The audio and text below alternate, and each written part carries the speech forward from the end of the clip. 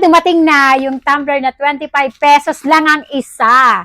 Ito yung pang papasko ko sa mga bata sa darating na Pasko. Kesa magbigay ako ng tig po 40 pesos, naisip ko na maghanap ng something mapapakinabangan ng bata. At the same time, ay makakatipid ako. Nagalo yung aking camera. Ito yon. Kung napanood niyo yung video ko na in-unboxing ko rin yung kulay green at blue yon. Ito naman ay white at pink yata to. Ayan, 20 piraso. Nagalaw yung camera ko kasi wala akong patungan ng tripod eh. 20 piraso yung una kong binili and this time, another 20 piraso uli. So, tara, buksan natin. Ipakita ko sa inyo. Wait.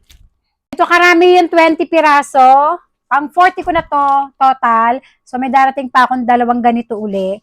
So, ito pakita ko na sa inyo. Ang daming Sony Daisy. Kaya ko ito nagustuhan unang-una na may box. So, madali ko na siyang lalagyan ng balot na pampasko. Ganyan yung box niyan. Tapos, ito yung laman. Kulay pink naman this time kasi naipakita ko na sa inyo yung blue at green. Ito yung kulay pink. Ang ganda, oh. Meron din siyang sabitan. Kaya nagustuhan ko rin. Diba? Pwedeng-pwede sa mga bata. Tapos, meron din tong rubber.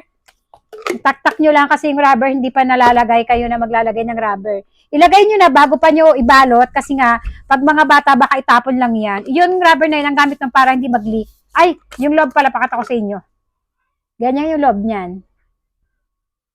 Takip. O diba ang ganda? Ayan yung kulay pink. Patong natin dyan. Tapos hanap tayo ng kulay white. Ito naman yung kulay white niya. Ayan, ang ganda ng kulay white. Tingnan nyo. Diba? Ganon din.